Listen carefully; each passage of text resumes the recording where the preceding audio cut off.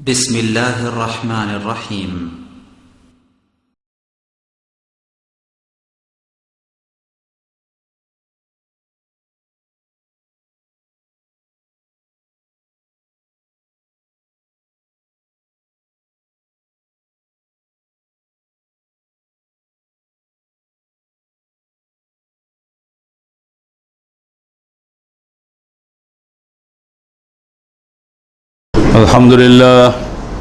الحمد لله رب العالمين الرحمن الرحيم مالك يوم الدين يا أيها الذين آمنوا اتقوا الله حق تقاته ولا تموتن إلا وأنتم مسلمون يا أيها الناس اتقوا ربكم الذي خلقكم من نفس واحدة وخلق منها زوجها وبث منهما رجالا كثيرا ونساء واتقوا الله الذي تساءلون به والأرحام إن الله كان عليكم رقيبا يا أيها الذين آمنوا اتقوا الله وقولوا قولا سديدا يصلح لكم أعمالكم ويغفر لكم ذنوبكم ومن يطع الله ورسوله فقد فاز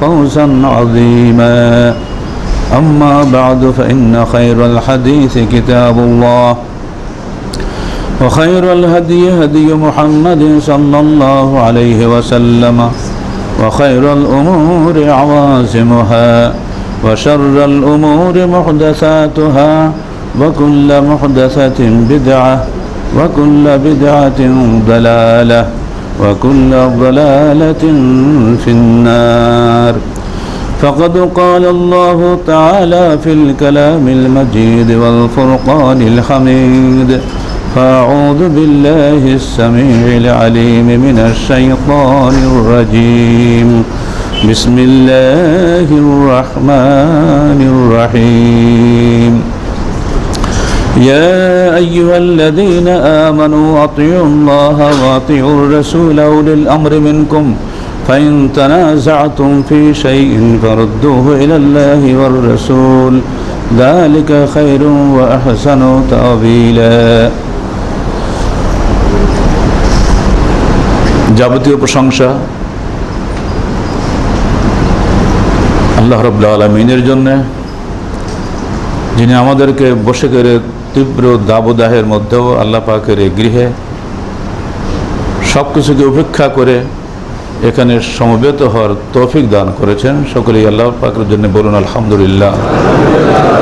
এবং যাবতীয় দরুদ ও সালাত সেই নবীর শানে, যিনি আমাদেরকে সাপ্তাহিক তালিমের সুন্দরতম ব্যবস্থা দান করে মুসলিম উম্মাকে ঐক্যবদ্ধভাবে দিন পালনের সুযোগ দানে চিরদিনের মতো কৃতার্থ করে গেছেন সে শেষ নবী, মহানবী, বিপ্লবের মহানায়ক মুহাম্মদ রাসূলুল্লাহ সাল্লাল্লাহু আলাইহি ওয়াসাল্লামের জন্য যাবতীয় দরুদ ও সালাত।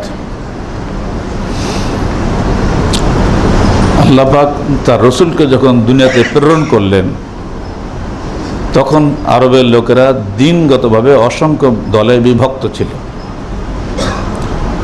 যদিও তারা সকলেই ইব্রাহিমী দ্বীনের দাবিদার ছিলেন, তাদের দাবি একবারে অত্যন্ত গুরুত্বপূর্ণ দাবি ছিল এই যে নাহানু আহলুল্লাহ, নাহানু আহলে বাইতিল্লাহ, নাহানু হমস, আমরা হলাম আল্লাহর পরিবার, আমরা আল্লাহওয়ালা, আল্লাহর সাথী, আহলুল্লাহ, আহলু বাইতিল্লাহ, আল্লাহর ঘরের সাথী, নাহানু হমস, আমরা কঠোর ধার্মিক। তাদের এই ধার্মিকতার বড়ত্ব জাহির করতে গিয়ে তারা আরাফাতের ময়দানে হজ করতেন না, কারণ আরাফাতটা ছিল হারামের বাহিরে। ওনারা যেহেতু আহলে বাইতিল্লাহ, হারামের অধিবাসী, অতএব তারা হারামের বাইরে গিয়ে হজ করলে এটা তাদের ধার্মিকতা ক্ষুণ্ণ হবে মনে করে তাদের দিনদারির বহিঃপ্রকাশ ঘটাতে গিয়ে তার মুজদালিফায় হজ করতেন। নিজেদের বিষয়টিকে তারা অন্যভাবে ব্যাখ্যা করেছিলেন। দিন বলতে তারা বুঝতেন যেটা আমরা মান্য করে ওটাই দিন। নিজেরা যুক্তি দিয়ে তৌহিদের মর্মকেন্দ্র কাবা গৃহে একটা দুটা করতে করতে 360টি প্রতিমা তারা খাড়া করেছিলেন।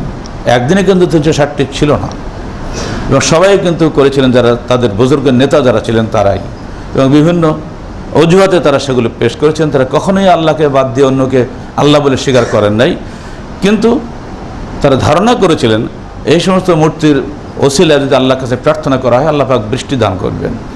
এইভাবে প্রথম আমর ইবনে লোহাই তিনি হবল মূর্তি নিয়ে আসেন ইয়ামন থেকে, সিরিয়া থেকে, এবং সেখান থেকে খরিদ করে এনে যখন দিলেন জনগণকে বুঝালেন যে দেখো আমরা আল্লাহকে বিশ্বাস করি, আল্লাহর আনুগত্য করি, আমরা কোনো অবস্থায় আল্লাহ বিরোধী নই, তবে কি এটার মাধ্যমে বৃষ্টি চাওয়ার কারণে সিরিয়াবাসীকে আমি দেখেছি আল্লাহ তাদের উপর বৃষ্টি বর্ষণ করেন। তো আমরা মক্কার মানুষ সবসময় বৃষ্টির আকাঙ্ক্ষী, প্রচণ্ড গরমে আমরা কষ্ট পাই, সেজন্য আমরা এটা করছি। এটা ওষুধের মতো, আসলে এটা আমরা আল্লাহর বিরুদ্ধে কিছু করছি না, এমনি করেই তিনি জনগণকে বুঝিয়ে দিয়েছিলেন। তারপরে একটা একটা শুরু হয়েছে। তাহলে দিনগত দিক দিয়ে তারা কিন্তু সবাই দাবিতে এক ছিলেন, কর্মতে বিভক্ত ছিলেন, এবং তাদের প্রত্যেক একটা যুক্তি ছিল। তারা এই মূর্তি পূজার পক্ষে কি যুক্তি দিয়েছিল? মা না'বুদুহুম ইল্লা লিয়ুকাররিবুনা ইলাল্লাহি যুলফা, আমরা মূর্তির ইবাদত করি না, বরং এই জন্য তাদের আমরা এখানে পূজা দেই, নজর নিয়াজ দেই, যে ওরা আমাদেরকে আল্লাহর কাছে নিকটবর্তী করে দেবে, ওদের ওসিলে আমরা আল্লাহর নিকটে পৌঁছে যাব। এই যুক্তি দিয়ে কিন্তু হাজার হাজার মানুষকে তারা বিভ্রান্ত করেছিলেন।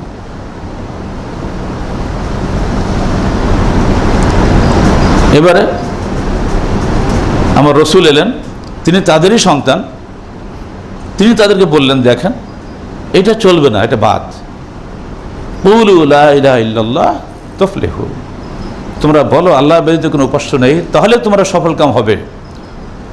আবু জাহল সহ বাকি মোট 14-15 জন নেতা ওই অনুষ্ঠানে ছিলেন, লাফিয়ে বলছে এটা পাগল বলে কি, এতগুলো এলাহা বাদ দিয়ে একটা এলাহের আমরা উপাসনা করবো? ইন্না হাযা লা শাইউন উজাব, এটা অত্যন্ত বিস্ময়কর কথা। এগুলো সবই কোরআনে এবং রাসূলের জীবনীতে আপনারা পাবেন। ওরা বুঝতে পারেনি যে এক এলাহার আনুগত্য করলে কি লাভ আর কি লস। মূলত সেখানে দিন স্বার্থ ছিল না, দুনিয়াবী স্বার্থে তারা দিনকে ব্যবহার করেছিল। আর সে কারণেই আবু জাহাল, আবু লাহাব আল্লাহ রসুলের এই হক কথা মানেনি।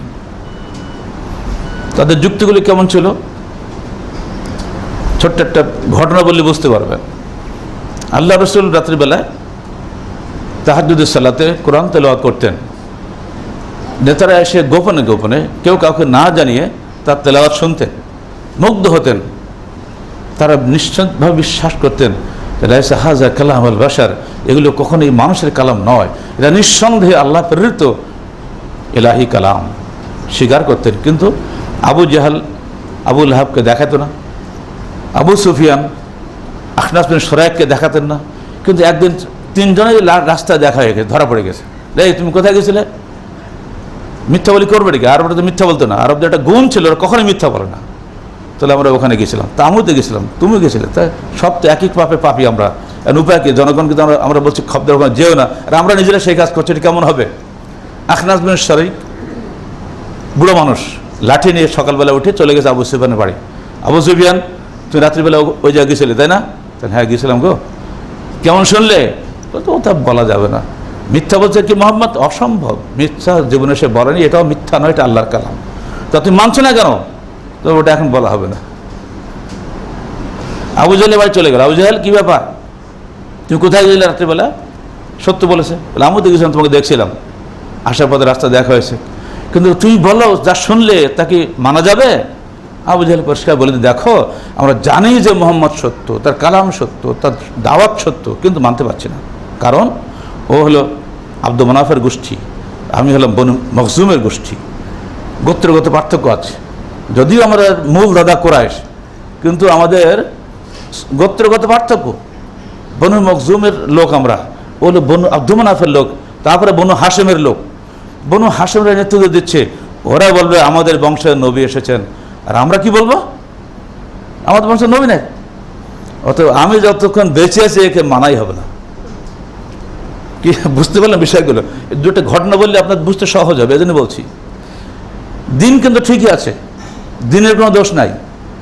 দিনে বিভক্তি ঘটাচ্ছে কিছু দুনিয়াদার, কিছু মানুষ দুনিয়াবি স্বার্থে।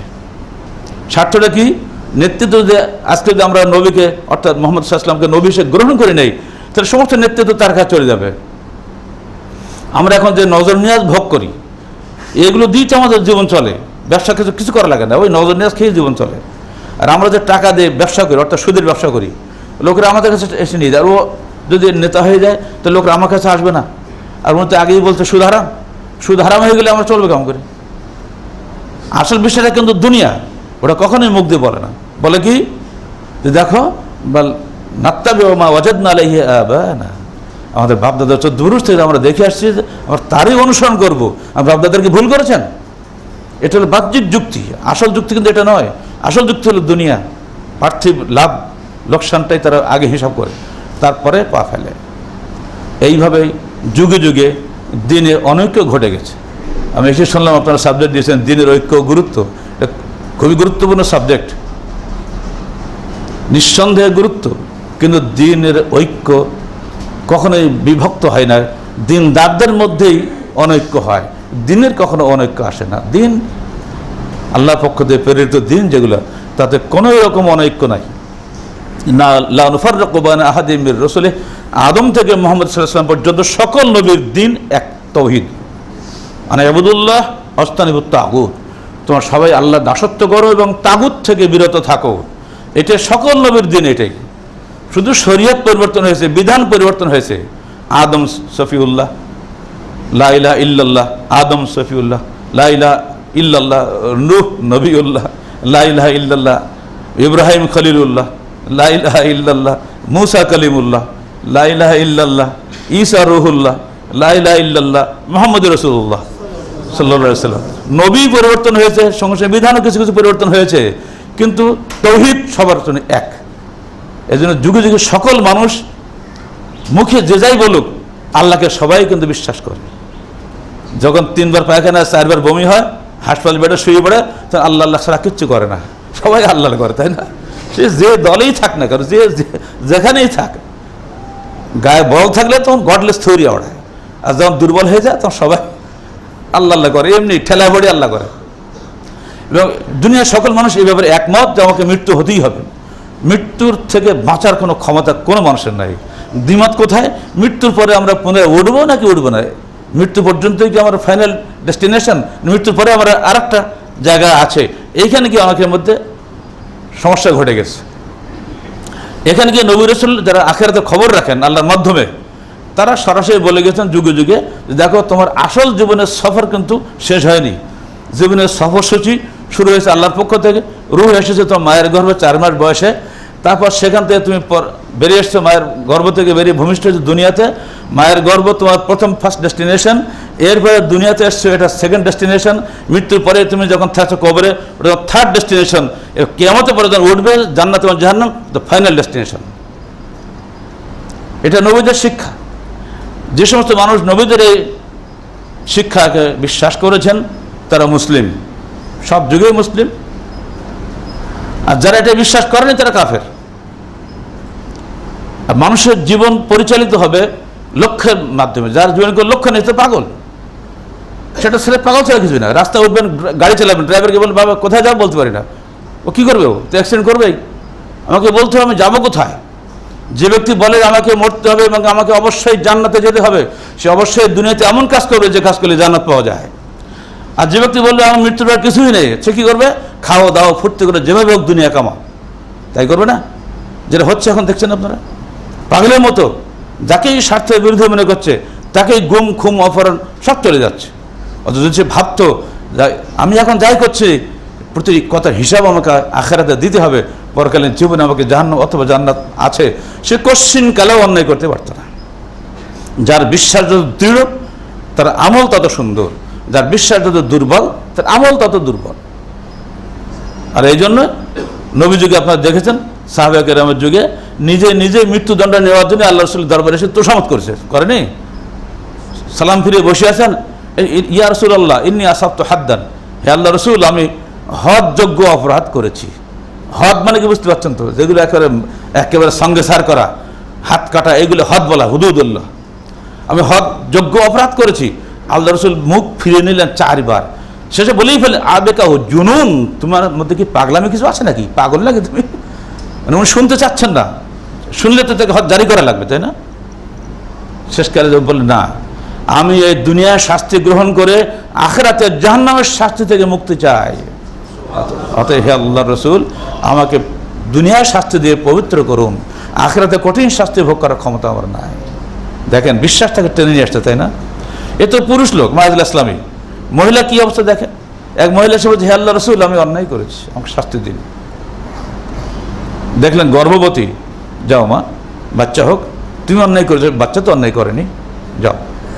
অথচ কিন্তু বেবিচার সন্তান, কিন্তু বেবিচার করেছে পুরুষ লোক, বাচ্চা তো করেনি, ও তো নিষ্পাপ, অত ওকে হতে দাও। বাচ্চা হয়ে গেলো, বা নিয়ে আসছে, না এখন হবে না, বাচ্চা ফিরে নিয়ে চলে যাও। বাচ্চা যখন খেতে শিখবে শক্ত খানা, তখন নিয়ে আসো। 2 বছর লালন পালন করার পরে হাতে একটা খেজুর নিয়ে এসে, দেখেন আল্লাহ রসুল, আমার বাচ্চা খেজুর খেতে শিখেছে, আমাকে শাস্তি দিন, আমি যদি মারা যাই শাস্তি না নিয়ে, তা আখিরাতে আমাকে চূড়ান্ত শাস্তি হবে, জাহান্নামের শাস্তি, আমি পারবো না সহ্য করতে। দেখেন অনুভূতিটা কোথায়, ইমানের তাকিদটা কোথায়। আল্লাহ নবী তাকিলেন, দেখো তোমরা কি কেউ আছো এই 2 বছর ছোট্ট বাচ্চাটাকে লালন পালন করার দায়িত্ব নিতে পারবে? একজন আনসার দাঁড়িয়ে বলে, আল্লাহ রসুল, আমি এই এতিম বাচ্চাটা পালন করার দায়িত্ব নিলাম। এইবার তার শাস্তি হয়ে গেল। তো রক্তের একটু ছিটা একজন সাহাবীর গায়ে এসে লেগেছিল, তিনি একটু তাচ্ছিল্য ভাব দেখালেন। সাধারণত বলবি, মনের মধ্যে রাগ আসে না? আল্লাহ নবী এমন ধমক দিলেন, তুমি কি জানো এই মহিলা এমন তওবা করেছিল, যদি এই তওবা সমস্ত মদিনাবাসীর মধ্যে বন্টন করে দেওয়া হয় তথাপি শেষ হইতো না। এই তওবা দুনিয়াতে কেউ করেনি। এই অনুভূতি, ইমানি অনুভূতি যদি থাকে, যে অর্থাৎ পরকালীন আমার ফাইনাল ডেস্টিনেশন সম্পর্কে যদি আমি বিশ্বাসী হই, তাহলে আমার হাত দিয়ে কোনো অন্যায় হবে না। আমি কখনোই ভাওতার ফাঁকি দেব না, কখনোই মিথ্যা কথা বলবো না, কখনোই মানুষ হত্যা করব না, কখনো সন্ত্রাস করব না, কখনোই মানুষকে জবাই করে দিয়ে আমি জান্নাত কামনা করব না। যারা মুসলিম তারা এটা বিশ্বাস করে। যার বিশ্বাস যত দৃঢ়, আলহামদুলিল্লাহ, তার আমল তত সুন্দর।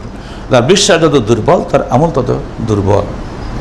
আপনি বলবেন তো আরবরা তো এ দাবি করতো, হ্যাঁ তারা দাবি করতে বটে, কিন্তু তারা অন্তর থেকে বিশ্বাস করতো না, করলে তাদের এই দুর্দশা হইতো না।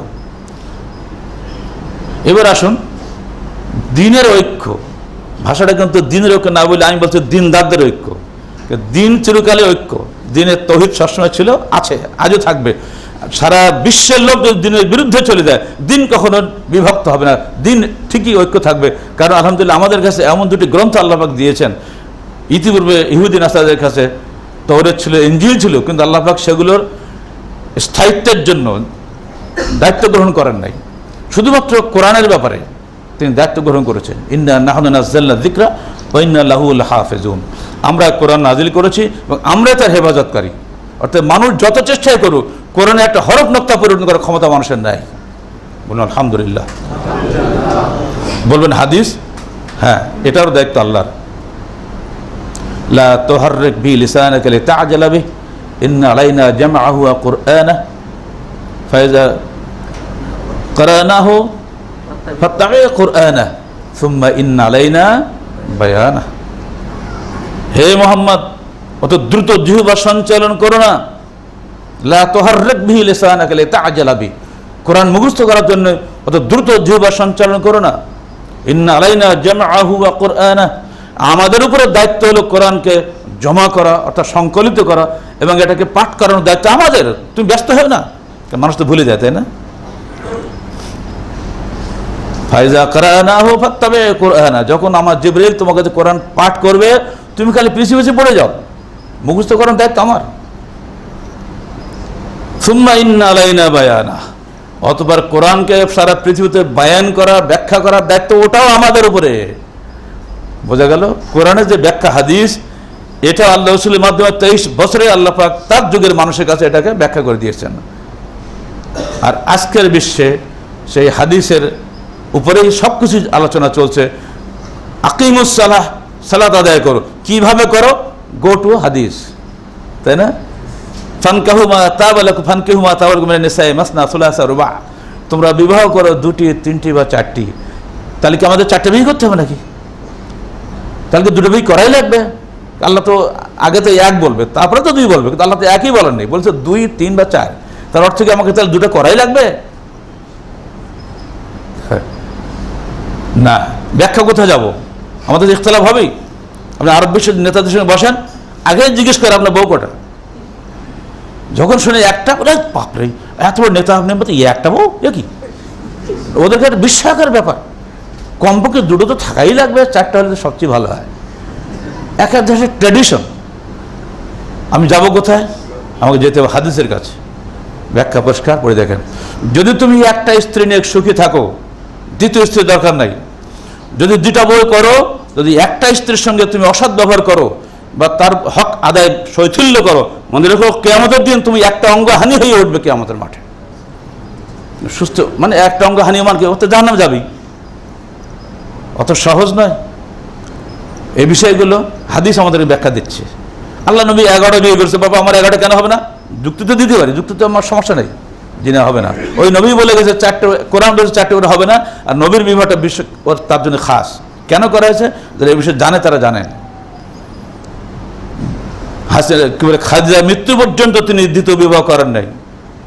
আর খাদিজার মৃত্যু হয়েছে আল্লাহর তখন বার্ধক্য এসে গেছে, তার বইয়ের দরকার নাই। 25 বছর বয়সে বিয়ে হয়েছে, 50 বছর বয়সে খাদিজা মারা গেলেন। এই 25 বছরের যৌবনে যার বিয়ে, অন্য কোনো বউ দরকার হয়নি। বৃদ্ধকালে তার এত বউ কেন লাগলো? এর অধিকাংশ ছিল সামাজিক এবং রাজনৈতিক কারণ। কারণ সে যুগে যদি কেউ শ্বশুর হতো, শ্বশুররা কখনোই জামাইয়ের বিরুদ্ধে যুদ্ধ করতো না। আর আল্লাহ রসুল যদি উম্মে হাবিবা বিনত আবি সুফিয়ানকে বিবাহ না করতেন, আবু সুফিয়ানের ষড়যন্ত্র আমৃত্যু থেকে যেত। আবু সুফিয়ান দেখলো আমার মেয়ে যখন বিয়ে করেছে, উনি আমার জামাই হয়েছে, আমি আর তার বিরুদ্ধে ষড়যন্ত্র করতে পারি না। খালিদ বিন ওয়ালিদ কঠোর একটা যোদ্ধা, যখন তার খালা মাইমুনাকে বিবাহ করলেন আল্লাহ নবী, তখন খালিদ বিন ওয়ালিদ দুর্বল হয়ে গেলেন, বাপরে বাপ আমার তো খালু হয়ে গেলেন, আমি আর পারবো না।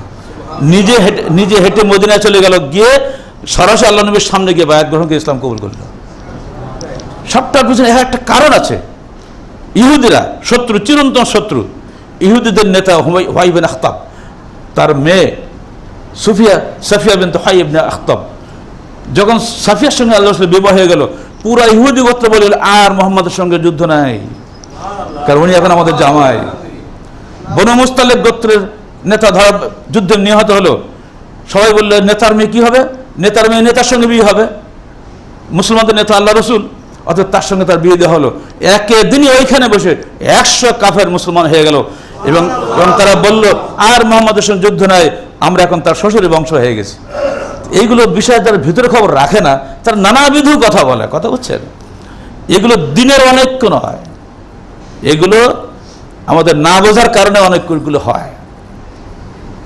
অনেকে আর বিয়েই করে না, সারা জীবন তারা চিরকুমার থেকে নিজের ভালো মানুষই দেখাতে চান। যেমন আমাদের খ্রিস্টানদের নেতারা বিয়ে সাথে নাই, যত বাজে কাজ করে বেড়াচ্ছে, পেপারে দেখছে না প্রায়। মানে ওই বিনা বিবাহতে অন্যায় কাজ করা তাদের কাছে তেমন কোনো খারাপ বিষয় না, এটি করেই পারে। বেটা বললে তুই বিয়ে কর, সেটা করবে না। বেশি ভালো মানুষ দেখাতে গিয়ে ওনার আরও নষ্ট হয়ে গেছেন।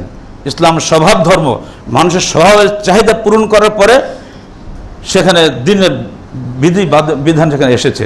স্বভাবকে অগ্রাহ্য করে কোশ্চিনকালে কোনো কিছু টিকে রাখা সম্ভব নয়। ইসলাম স্বভাবকে স্বীকার করেছে বলেই ইসলাম টিকে আছে। সমস্ত দিন বাতিল হয়ে যাচ্ছে। এখন জার্মানির প্রেসিডেন্ট অ্যাঙ্গেলা ম্যার্কেল তো বলেই ফেলেছে, আগামী 50 বছরে জার্মানিদের সবই মুসলিম সংখ্যাগরিষ্ঠ হয়ে যাবে। গতকালকে লন্ডনে একজন বিশপ বলেই ফেলেছে, এখন আর ইংল্যান্ডকে খ্রিস্টান দেশ বলা যাবে না, খ্রিস্টানোত্তর দেশ বলতে হবে, কারণ এখানে মুসলমানরাই ক্রমেই বংশ বৃদ্ধি করছে, ক্রমেই সংখ্যা বৃদ্ধি হচ্ছে। আমেরিকার অবস্থা ঠিক তাই। এমনকি আমেরিকার ওবামার পার্লামেন্টে একজন নতুন এমপি হয়েছে, সে ইসলাম কবুল করার পরে এমপি হয়েছে। সে পরিষ্কার বলেছে, আমি মুসলমান, কোরআন নিয়ে আমি আল্লাহর নামে শপথ গ্রহণ করব, তোমাদের ওই সমস্ত ভগবানটার নাম দিয়ে শপথ আমি গ্রহণ করবো না। শেষকালে ওবামা বলতে বাধ্য যে হ্যাঁ তোমার ধর্মীয় স্বাধীনতা আছে, আমি এটা অনুমোদন করলাম। আর আমার বাংলাদেশের পার্লামেন্ট সংখ্যাগরিষ্ঠ মুসলমানের দেশ, এখানে আমাদের কোনো মুহাদ্দিস মুফতি মুফাসসির কোরআন যিনি এমপি হন, তিনি কোশ্চিনকে আল্লাহর নামে শপথ গ্রহণ করতে পারেন না। কারণ আপনার সংবিধান লেখা আছে কারোর নামে শপথ গ্রহণ করা যাবে না। বলতে হচ্ছে কি, আমি সশ্রদ্ধ চিত্তে শপথ গ্রহণ করিতেছি যে। আরে বেটা, কার নামে সশ্রদ্ধ চিত্তে? আল্লাহ নেই তোমার? মুসলমানের দেশে আল্লাহর নাম নেওয়া যায় না, অথচ মুসলমানের ভোটে তারা এমপি হয়। এগুলো মানে বলতেও খারাপ লাগে, মনে দুঃখে বলছে ভাই, খ্রিস্টানের দেশে আল্লাহর নামে শপথ নিতে পারে সাহস করে, আর তোমার মধ্যে এটুকু সাহস নাই। যাই হোক, এগুলো দিনের অনৈক্য নয়, দিন তার জায়গায় ঠিকই আছে, আমরা নিজেরাই অনৈক্য করে ফেলে দিয়েছি। এবার আসুন আমরা দ্রুত এগিয়ে চলে যাই, কারণ আপনার পুঁজি তো আমরা 50 মিনিট, তাই না? শোনেন, আল্লাহ রসুলের মৃত্যুর পরেই কিন্তু দিনদারদের মধ্যে অনৈক্য শুরু হয়ে গেছে। 37 হিজরি পর্যন্ত কোনো অনৈক্য ছিল না। প্রথম অনৈক্যের কারণ ঘটছে রাজনৈতিক কারণ। আলী মুআবিয়া যুদ্ধের অজুহাত তুলে দুটো গ্রুপ হয়ে গেল, একদল হয়ে গেল মুরজিয়া, একদল হয়ে গেল কাদারিয়া, প্রথম হয়ে গেল খারেজি এবং শিয়া। ইসলামের সর্বপ্রাচীন দুই গোষ্ঠী হলো খারেজি এবং শিয়া। খারেজিদের চরমপন্থী দল হিসেবে আখ্যায়িত করা হয়, এবং শিয়ারা এবার এক চরমপন্থী, তারা ধরে নিল আলী হলেন আল্লাহর ওসি, আর এবং কি জিবরিল ওহী নাজিল করার সময় মুহাম্মদকে দিয়ে ভুল করেছে আলীকে না দিয়ে। এত কঠিন আকীদা তাদের, ফলে ওই একটা গ্রুপ হয়ে গেল, তারা আলী ভক্ত এমন হয়ে গেল যে তারা আলীর বিরোধী কিছুই চেনে না। ঠিক তারা পাল্টা উল্টে হয়ে গেল, আলীর বিরোধী এরা হয়ে গেল খারেজি। এই শুরু হয়ে গেল। কিন্তু এই জন্য মুহাম্মদ ইবনে সিরিন বিখ্যাত তাবী, তিনি বলছেন লাম ইয়াসআলুনা আনিল ইসনাদ ফালামা ওয়াকাতিল ফিতনাহ ফায়ুনজারু ইলা লাল ইসনাদ ইন কানা মিন আহলিস সুন্নাহ ফায়ুখায হাদিসুহুম ওয়া ইন কানা মিন আহলিল বিদআহ ফালা ইউখায হাদিসুহুম। আগে মানুষ সনদ যাচাই করতো না, কে হাদিস বলছে খোঁজ নিত না, সব হাদিসে সহি, ঠিক সমস্যা নেই, কারণ হাদিসে কেউ মিথ্যা কথা বলে না। যে ব্যক্তি হাদিসে না মিথ্যা কথা বলবে তার জাহান্নামে তার ঘর সে খরিদ করবে, এটা পরিষ্কার হাদিস, সবাই জানেন। এই ভয়ে হাদিসের নামে কেউ মিথ্যা বলতো না। কিন্তু যখন ফিতনা আসলো, রাজনৈতিক দ্বন্দ্ব শুরু হয়ে গেল, মানুষের মধ্যে দলাদলি শুরু হয়ে গেল, তখন মুহাম্মদ ইবনে সিরিন বলছেন, বিখ্যাত তাবেঈ, তিনি বলছেন যে এখন মানুষের কাছে হাদিস বললেই বলতো, এই হাদিস বর্ণনাকারী তুমি কে, তুমি কোন দলভুক্ত। দেখা যেত ওই লোকটা আহলে সুন্নাহ আহলুল হাদিস, তাহলে তার আমল, তার হাদিসটা গ্রহণ করা হতো। আর যদি দেখা যেত ওই লোকটা আহলুল বিদআহ, বিদআতি দলভুক্ত, শিয়া বা খারিজি ইত্যাদি ইত্যাদি মেলাতে হয়েছে, তার হাদিস কেউ গ্রহণ করতো না। আগে কিন্তু এগুলো হয়নি। যখন ফিতনা হলো, বিভক্ত হলো মুসলমানদের মধ্যে, তখনই মুসলমানদের মধ্যে বিভক্তির মৌলিক কারণ 4টা। 1, রাজনৈতিক স্বার্থদ্বন্দ্ব। 2, ইহুদি নাসারাদের কি বলে ওটাকে, ষড়যন্ত্র, চক্রান্ত। আর 3 নম্বর হলো অন-ইসলামী দর্শন চিন্তার অনুপ্রবেশ। আর 4 নম্বর হলো শরীয়তের ব্যাখ্যাগত মতভেদ। এই 4টেই ঢুকলো। বরং আমরা প্রথমে নিয়ে এসেছি, রাজনৈতিক স্বার্থের আগে নিয়ে এসেছি ইহুদি নাসারা প্ররোচনা। খ্রিস্টান আব্দুল্লাহ বিন সাবা এই ইসলাম কবুল করার পরে শুরু করলো হযরত ওসমানের বিরুদ্ধে ষড়যন্ত্র। তারই ষড়যন্ত্রের প্রথম ওসমান এবং সাবাই দুটো গ্রুপ হয়ে যায়। আলীর সঙ্গে মুআবিয়ার যে দ্বন্দ্ব হলো, হয়তো আয়েশার যে দ্বন্দ্ব হলো, উটের যুদ্ধ, তারও পিছনে চক্রান্ত ছিল এই ইহুদি নাসারদের চক্রান্ত। ওরা পিছন থেকে চক্রান্ত করে, সামনে কিন্তু আসে না। সে চক্রান্তের কারণেই তালহা জুবাইরের মধ্যে বিখ্যাত সাহাবীও শহীদ হয়ে গেলেন। আলী এবং আয়েশার মধ্যে যুদ্ধ তো কথাই না, শাহুড়ি জামাই ব্যাপার, সেখানেও ঘটে গেল। চক্রান্ত ছিল ইহুদি নাসারাদের। এজন্য ইহুদি নাসারা চক্রান্তটা প্রথমে, এবার রাজনৈতিক দ্বন্দ্ব হলো দ্বিতীয়। 3 নম্বরে অন-ইসলামের স্বার্থ, বিভিন্ন দর্শনের অনুপ্রবেশ। আব্বাসীয় আমলে যখন ইসলামী খেলাফত বিস্তৃতি ঘটলো, অসংখ্য অমুসলিম মুসলমান হয়ে গেল। তাদের আগেকার লালিত আকিদা বিশ্বাস সম্পূর্ণরূপে বিসর্জন তারা দেয়নি, কিছু কিছু নিয়ে তারা চলে আসলো। ছোট্ট একটা উদাহরণ দিই, খলিফা হারুন রশিদের নাম আপনারা শুনছেন না? হারুন রশিদের স্ত্রী ছিল খায়জুরান। খায়জুরান ছিলেন অগ্নিপাশকের মেয়ে। উনি দেখলেন শবে বরাতের রাতে, আমরা তো শবে বরাত বলে সব মানে রাত, তো লাইলাতুল বারাতে উনি এই সমস্ত ওয়ালের উপরে আলো জ্বালাতে হুকুম দিলেন, যেহেতু তিনি রানী, হুকুম তো মানতেই হয়। এরপরে তার দলভুক্ত লোক বারামকা যারা ছিল, বার্মাকি, তাদেরকে তিনি খলিফাকে বলে প্রধানমন্ত্রী করলেন। 17 বছর তারা মন্ত্রিত্ব ছিল খলিফাকে ভুল বুঝিয়ে। তারা এই সমস্ত এই শবে বরাতের বেদাত চালু করে দিলেন। আলোকসজ্জা যেটা আমরা করি, দেখেন না ঢাকাতে, কত লক্ষ লক্ষ টাকা যে নষ্ট হয় মোমবাতির পিছনে, তাই ঠিক নাই। মূল কিন্তু সেখানে ওনার আগের যে আকিদা ছিল ফেলে আসতে পারেন। মিলাদ চলছে, এটা কিসের আকিদা? খ্রিস্টানদের রেখে যাওয়া আকিদা। যুদ্ধ শুরু হয়েছে, 200 বছর যুদ্ধ চলে। কুরশেট যুদ্ধের এক পর্যায়ে দেখা গেল যে ওরা 25শে ডিসেম্বরে যুদ্ধ বন্ধ রাখে। ইরাকের এরবাল প্রদেশের গভর্নর আবু সাইদ মুজাফফরউদ্দিন কুকুবুরি উনি বলে, কি আছে যুদ্ধ বন্ধ কেন? তাহলে ওনাদের হলো খ্রিস্টানদের আজকে মহাপবিত্র দিন, বড় দিন, সেজন্য। তার বাবা আমাদের তো নবী আছে, ওরা খেলে তাদের নবী দিবস পালন করবে, জন্মদিবস, আমরা বসতে হবে কেন? শুরু হয়ে গেল খেলা, সরকারিভাবে হুকুম হয়ে গেল, মিলাদুন্নবী চালু হয়ে গেল 605 মতান্তরে 625 হিজরিতে। আগে কোনো খবরই ছিল না। যত মানুষ তো বিরিয়ানি ভক্ত, আজকে সব নতুন নাকি, সে যুগে খাওয়া দাওয়া দিত। এই যে আবু সাইদ কুকুবুরি 20 দিন পর্যন্ত ডেট জ্বালাইতো, কত মানুষ হয়তো খাও সমানে। আল্লাহ নবীর জন্ম দিবস উপলক্ষে খুশি করে, হে মানুষ তোমরা খাও। আলেমরা ভয়ে, আল্লাহ পক্ষ থেকে গজব নাজিল, সেই ভয়ে সরাসরি পালিয়ে চলে গেল যে কখন নাজিল আসমান থেকে গজব নাজিল হয়ে যায়। সাহেবরা চালু করলো বাতুল মুকাদ্দাসের মৌলভী সাহেবরা 448 হিজরিতে। ওনারা বললেন, দেখুন এত একটা ফজিলতের দিন, আমরা বসে থাকবো নাকি? ওই জয়ীবাদী যেটা আছে শুরু করে দিল। তখন হকপন্থী আলেমরা বাতুল মুকাদ্দাস ছেড়ে চলে গেলেন যে না, আমরা এখানে থাকবো না, আল্লাহর পক্ষ থেকে গজব নাজিল হয়ে যাবে। যুগে যুগে এমনি করে বিভিন্ন বেদাত চালু হয়েছে, যেগুলো ধর্মের নামে সমাজের মধ্যে জেঁকে বসছে। চার মজাব চালু করলে কারা করলো? এটা কি চার মজাব ইমামরা করছে নাকি? ইমামরা জানতেন না খবর? কারণ ইমাম আহমদ রহমতুল্লাহর জন্ম হলো 80 হিজরিতে, মৃত্যু 150 হিজরিতে। আর ইমাম শাফির জন্মই হলো 150 হিজরিতে। দেখা সাক্ষাৎ কোথায় হবে? আর এক জায়গায় এক গ্রামের লোক তো না, এরা এক একজন এক এক জায়গার মানুষ। আমাদের মধ্যে অনেকের ধারণা স্যার আমি এক জায়গায় বসে বুদ্ধিশুদ্ধি করে আমাদের বলে গিয়ে, বাবা তোরা স্যার মতো মেনে চল, তাদের ভালো থাকবে। কারো কোনো সম্পর্ক নেই। তবে একটি বিষয়ে স্যার ইমাম একমত ছিলেন। হানাফি মজার বিখ্যাত গ্রন্থ কিতাবুল মিজানুল কুবরা, দিল্লি ছাপা 1285 হিজরি। আর এখন কত? এটা 1400 কত হিজরি? এটা হিসাব করুন কত পুরনো বইয়ের নাম বলছে আপনার সামনে। 1285 হিজরিতে দিল্লি ছাপা, প্রথম খণ্ড 73 পৃষ্ঠা খুলে পড়ে দেখেন, তাদেরই লেখা, তাদেরই বই। ইজা সাহহাল হাদিস ও ফাহুয়া মাযহাবুনা, যখন তোরা সহিহ হাদিস পাবে মনে রেখো ওটাই আমাদের মাযহাব। বলুন আলহামদুলিল্লাহ।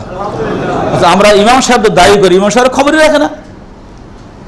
আমরা কিন্তু হানাফি হয়ে গেছি, কেউ শাফি হয়েছে, কেউ মালিকি হয়েছে, কেউ হাম্বলি হয়েছে, কত কি হয়ে গেছে। এখন খালি হানাফিদের পেট ভরে না, আমরা মুজাদ্দিদি, বরকতি, চিশতিয়া, নকশবন্দিয়া, তাতেও পেট ভরে না। বাংলাদেশে আমরা হিসাব করে দেখেছি তরিকার নামে 200 দল হয়েছে।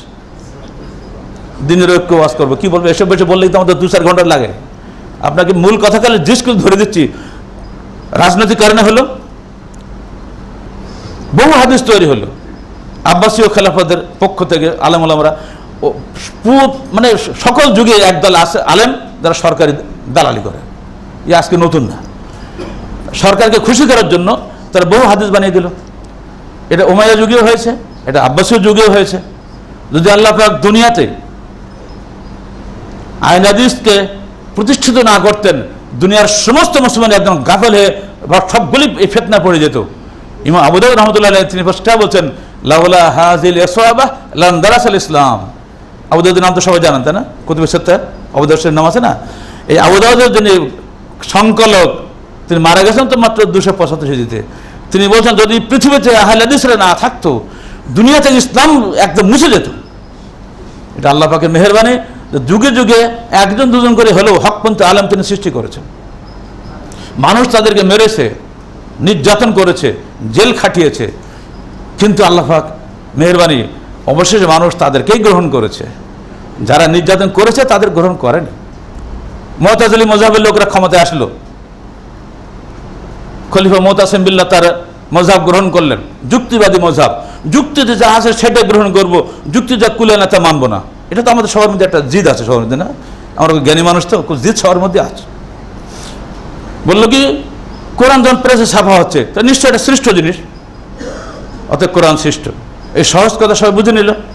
সমস্ত আলেমরা সরকারি দলে চলে গেল।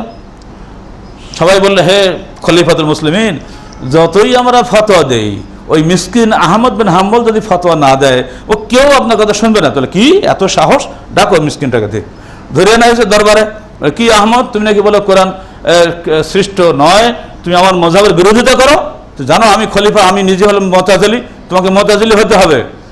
উনি বলেন জীবন যায় কোশ্চেন করে কোরআনকে মখলুক বলতে পারবো না, কারণ কোরআন আল্লাহর কালাম, এর প্রতিটি নক্তা হরফ সবই আল্লাহ, এর মধ্যে কারোর কিছু যোগ বিয়োগ করার ক্ষমতা নাই। এবার শুরু হলে মার, খলিফা বলে আমি নিজ হাতে মারবো, মানে বেশি মানুষকে ভয় দেখানোর জন্য। তার মারার লোক তো আছে, পুলিশ দরকার নাই, জাল্লাদ নাই। মারতে মারতে এক পর্যায়ে জামা ছিঁড়ে রক্তাক্ত হয়ে পায়জামার ব্যান্ড পর্যন্ত খুলে গেছে। তখন হঠাৎ করে সতর আলগে যাওয়ার সম্ভাবনা, কোথার থেকে অদৃশ্য দোকান হাত এসে এখানে চেপে ধরলো, তার সতর আল্লাহ পাক বাঁচিয়ে দিলেন। এই দৃশ্য দেখে খলিফা মুতাসিম বিল্লাহ চমকেছে ভয়ে, হাত থেকে লাঠি ফেলে বেত ফেলে দিয়ে বলছে, হে ইমাম আমাকে ক্ষমা করুন, আমি অন্যায় করেছি, আমি যা দেখেছি ওরা তা দেখেনি। ওই অদৃশ্য হাতে ব্যাস। তার একটু আগে কানে কানে যে সে যুগে ওলামাদের যিনি প্রধান গ্র্যান্ড মুফতি বিশির আল মুরাইসি এসে বলছে কানে কানে, হে আহমদ তোমার এই মারির দৃশ্য আমরা সহ্য করতে পারছি না, তুমি একটু আপাতত কিছুক্ষণের জন্য হলেও খলিফার কথাটা মেনে নাও, মারটা থেকে বাঁচো। এবার আহমদ ওই অবস্থায় বলতেন, হে বিশির আল মুরাইসি তুমি বিখ্যাত আলেম আমাকে রেখে দিও, তুমি খলিফাকে বুঝিয়ে তওবা করো, আমি কিয়ামতের মাঠে তোমার জন্য আল্লাহর কাছে সুপারিশ করব। শুনলে কেমন লাগবে একবার দেখতে পান। ওই অবস্থা তো কিভাবে, কোন অবস্থাতেই সহ্য করতে পারেননি, আমার জীবন যাবে, কিন্তু কোশ্চিন কালো করোনা হাতে বাইরে আমি যেতে পারি না।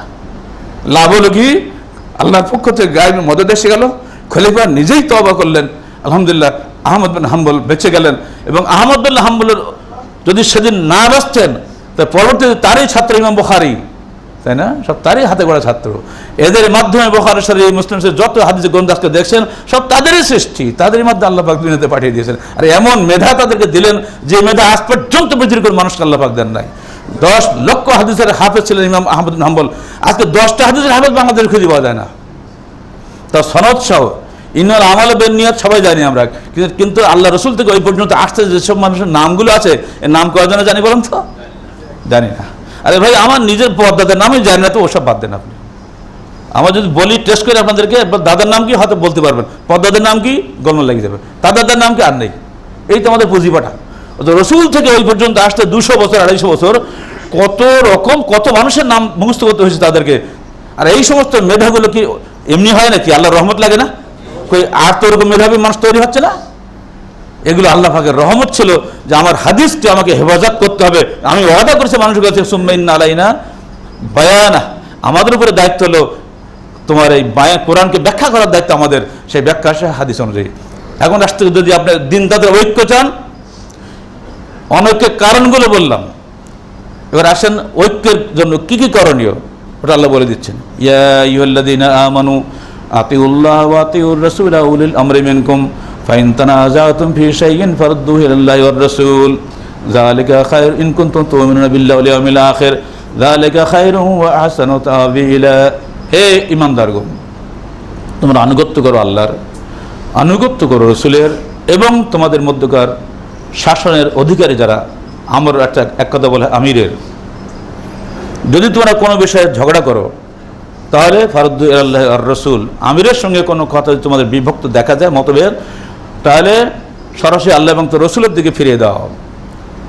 রসুলের সঙ্গে যোগ করে এসে আমিরকে, কারণ রসুল তো চিরকাল থাকবে না, তারপরে অবশ্যই আমির থাকবে, যুগ যুগ ধরে থাকবে। আর সেখানে যদি কোনো গোলমাল লাগে তাহলে তোমরা কোরআন এবং হাদিসকে ফাইনাল হিসেবে ধরে রাখো। যদি তোমরা ইন কুনতুম তু'মিনুনা বিল্লাহি ওয়াল ইয়াউমিল আখির, যদি তোমরা আল্লাহর উপরে বিশ্বাস রাখো এবং আখিরাতে বিশ্বাসী হও, তবে অবিশ্বাসীদের জন্য এই আয়াত কোন কাজে লাগবে না। যালিকা খায়রুন ওয়া আহসানু তা'বীলা, এটা হলো উত্তম এবং সর্বশ্রেষ্ঠ পন্থা। আমাদের মধ্যে সমস্যা হচ্ছে, হতেই থাকবে, যতদিন মানুষ থাকবে পৃথিবীতে ততদিন সমস্যা হবে, ইখতিলাফ হবে, মতভেদ হবে, কিন্তু মতভেদের সঙ্গে মতৈক্যেরও তো সুযোগ থাকতে হবে। আল্লাহ পাক বলছেন, ইন্নাল্লাযীনা ফাররাকু দীনাহুম ওয়া কানু শিয়াআন লাস্তা মিনহুম ফি শাইইন ইন্নামা আমরুহুম ইলাল্লাহ ফায়ুনাব্বিউহুম বিমা কানু ইয়াফআলুন। যে সমস্ত লোকেরা দিনকে বিভক্ত করে ফেলেছে এবং নিজেরা দলে দলে বিভক্ত হয়ে গেছে, হে মুহাম্মদ তুমি তাদের মধ্যে নাও, বলুন সুবহানাল্লাহ ওয়া বিহামদিহি। বিভক্ত হবে, ঠেকানো যাবে না তো, কিন্তু তুমি তাদের মধ্যে নাও, লাস্তা মিনহুম ফি শাইইন, কোন ব্যাপারে তুমি তাদের সঙ্গে নাও। ইন্নামা আমরুহুম ইলাল্লাহ, ওদের বিষয়টি আল্লাহর পরে রইল, আল্লাহ তাদের ফয়সালা করবেন। ফায়ুনাব্বিহুম বিমা কানু ইয়াফআলুন, অতঃপর তাদেরকে আল্লাহ পাক জানিয়ে দিবেন কিয়ামতের দিন তারা কি করেছে দুনিয়াতে। অন্য জায়গায় আছে সূরা বাকারাতে, এটা সূরা নাম হলো সূরা বাকারাতে আল্লাহ পাক বলছেন ফাইন তাওয়াল্লাউ ফাইন্নামা হুম ফি শিকাক ফাসায়াকফিকাহুমুল্লাহ হুয়াস সামিউল আলিম। যদি তারা হক থেকে মুখ ফিরিয়ে নেয় তো মনে রেখো ফাইন্নামা হুম ফি শিকাক, ওরা জিদ ও হঠকারিতার মধ্যে পড়ে গেছে। ফাসায়াকফিকাহুমুল্লাহ, এখন তোমার জন্য আল্লাহই যথেষ্ট। হুয়াস সামিউল আলিম, তিনি সব কিছু শোনেন এবং সব কিছু জানেন। আমাদের দায়িত্ব মানুষকে হকের দাওয়াত দেওয়া, হক পথটা তুলে ধরা। মানুষকে লাঠি মেরে বোমা মেরে হেদায়েত করার দায়িত্ব আল্লাহ পাক আমাদের দেন নাই। হক কোনটা এটাই মানুষ জানে না, জানাতে হবে আমাকে, দায়িত্ব এটাই। আর হকের মূল মানদণ্ডই হচ্ছে কোরআন এবং সহিহ হাদিস, যেটা স্যার ইমাম বলে গেছেন যা সাহাল হাদিস ও ফাহুয়া মাযহাবুনা, যখন হাদিস সহিহ পাবে ওটাই আমাদের মাযহাব মধ্যে রেখে দেব। অতএব ইমাম সাহেবদের অনুসারী যদি কেউ থাকে পৃথিবীতে, আহলে হাদিসরাই তাদের সত্যিকারের অনুসারী।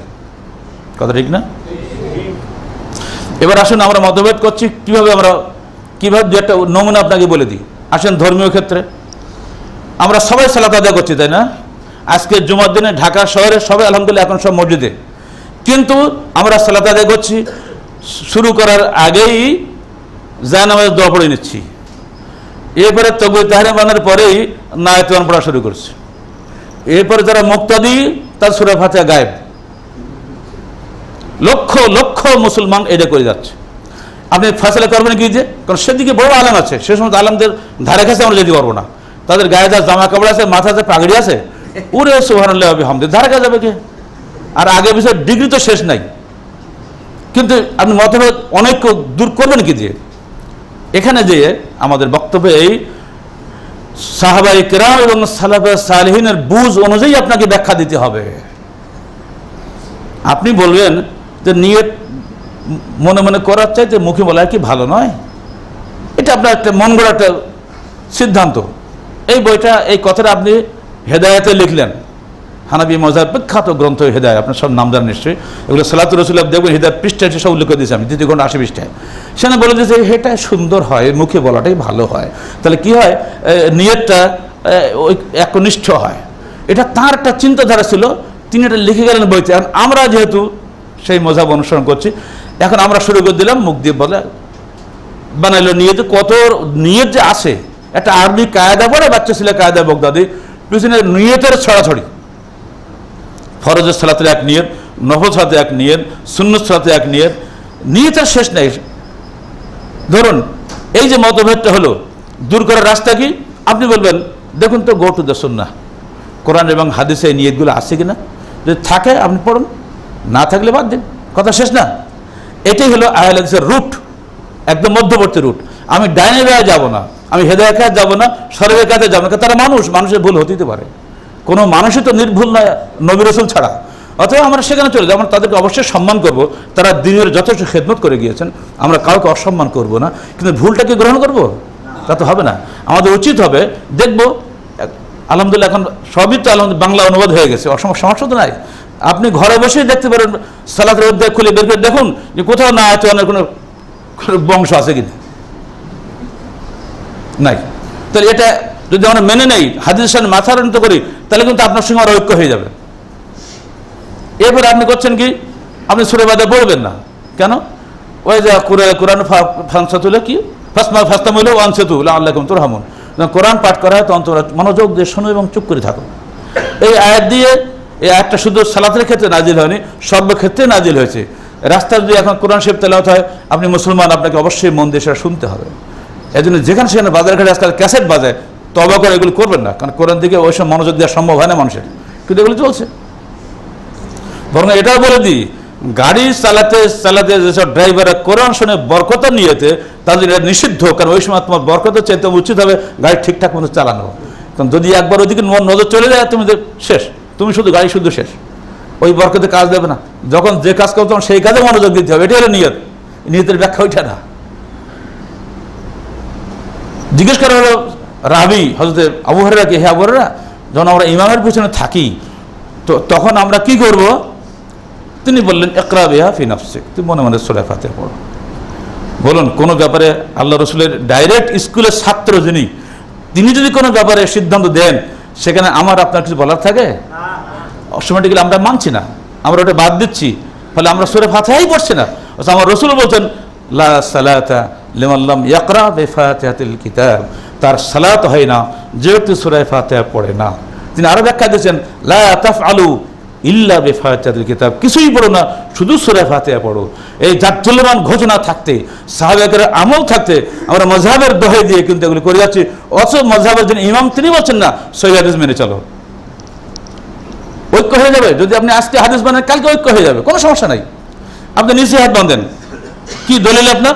4টা জয়ীফ হাদিস আছে, অত অসংখ্য সহিহ হাদিস যদি বুকে হাত বাঁধার, আপনি ওগুলো মানছেন না, তাহলে আপনি ইমাম অনুসরণ করলেন না, কার কই করলেন? তো মন গড়া অনুসরণ করলেন। ইমাম বলছে সহিহ হাদিস মানতে, আমি করে জয়ীফ হাদিস। ফলে এদেশে হাজার হাজার মানুষ শুধু মাযহাবের দোহাই দিয়ে সহিহ হাদিস থেকে দূরে চলে যাচ্ছে। অসংখ্য আলেম সেখানে আছেন, আমরা সবাইকে সম্মান করছি, দয়া করে আমাকে এটা ভাববেন না কারো বেয়াদবি করছি। হানাফি আলেমদেরকেও সম্মান করি আমরা, কিন্তু সমস্যা হলে ওখানে তারা মানুষ ছিলেন, তারা ফেরেশতা ছিলেন না। কারণ জনগণের মহব্বত এড়িয়ে গিয়ে নিজে যদি উনি সহিহ হাদিস মানেন, কালকে হয়তো তার দুনিয়াবী স্বার্থে আঘাত লাগবে, কারো চাকরি যাবে, কারো ইমামতি শেষ হবে, কারো মাদ্রাসার শিক্ষকতা থাকবে না, বহু কিছু সমস্যা হবে। সেই সব কারণে তারা পাচ্ছেন না, কিন্তু এটা তার মুখে কখনই বলবেন না, তাই বলবেন এটাও ঠিক ওটাও ঠিক। যখনই কোনো আলেম ইখতিলাফে পড়ে যায়, নিজে কোনো মশলা ঠিক বলতে পারে না, তখন বলে কি জানেন, এটাও ঠিক ওটাও ঠিক। যে আমরা সব দল খুশি থাক, গোলমাল লাগে না। এটা ধর্মীয় ঐক্যের জন্য আমাদেরকে এখানে অবশ্যই সান্ডা করা লাগবে। যারা রাজনীতি করছেন তারা ভাবছেন যে রাজনীতিকে কোশ্চেন পার্লামেন্টে ঢুকবো যখন আমরা, ওখানে কোনো চলবে না। মাশাআল্লাহ, খুব ভালো কথা। কিন্তু আপনি যে 16 কোটি মানুষের শাসন করবেন কি আপনার নিজের মন গড়া বিধান দিয়ে না আল্লাহর বিধান দিয়ে? কোথায় আল্লাহর বিধান আপনার? সবারটাই করছেন তো আল্লাহ বাদ দিয়ে। তার আইন করছেন কি দিয়ে? নিজস্ব মন গড়া আইন। সব নিজস্ব মন গড়া আইন যেমন ধর্মীয় নেতাদেরকেও মানে না, রাজনৈতিক নেতাদের মন গড়া আইনও ঠিক মুসলমান মানতে পারে না, যদি তা কোরআন হাদিসের অনুকূলে না হয়। ঠিক যারা ব্যবসায়ী, ব্যবসা করছেন সুদের ভিত্তিতে, যত ব্যাংক চলছে বাংলাদেশ সব কি সুদী ব্যাংক নয়? এই অর্থনীতিটাও চলছে হারামি অর্থনীতি। হারামি অর্থনীতি মুসলমানরাই করছে, আর সে হারামি অর্থনীতির টাকা দিয়ে হজ করে আসতেছে। ওই ব্যক্তির সালাত কোনো ইবাদতই কবুল হয় না যেহেতু হারাম খায়। হাদিস আপনারা জানেন ভালো করে, মিশকাত পড়ুন, 2760 নম্বর হাদিসে আল্লাহ রাসূল তত ব্যাখ্যা দিচ্ছেন। এই তুমি দেখো, একটা লোক মসজিদে ঢুকলো এবং হাত উঁচু করে আল্লাহকে দোয়া করা শুরু করে দিল, ও মালবাসু হারামুন ওয়া মাতআমু হারামুন ওয়া মাশরাবু হারামুন ফাআন্না ইস্তাজাবু লাহু, অথচ ওর পেটের যে খাদ্যটা আছে ওটা হারাম, যে পানিটা খেয়েছে পানিটা হারাম, গায়ে পোশাক পরেছে পোশাকটা হারাম, কিভাবে আল্লাহ তার দোয়া কবুল করবে? আর এই জন্য এতই আপনার আখেরি মনোজাত করছেন টঙ্গিতে গিয়ে, কিছুই হয় না।